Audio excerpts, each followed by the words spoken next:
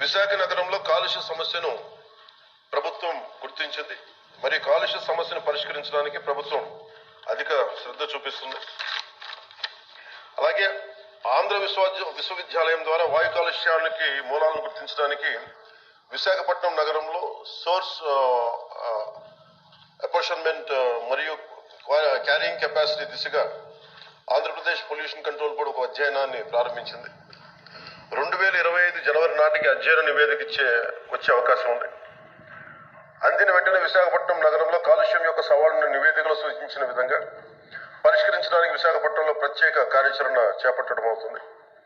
కొత్త హరిత సాంకేతిక పరిజ్ఞానాన్ని అందిపుచ్చుకోవడం కోసం మనం అవలంబించాలనుకుంటున్న ప్రధాన చర్య ఏపీ ప్రభుత్వం తాజా నిర్ణయంలో గ్రీన్ ఎనర్జీని ప్రోత్సహించడంపై దృష్టి సారించిన విషయం తెలిసిందే.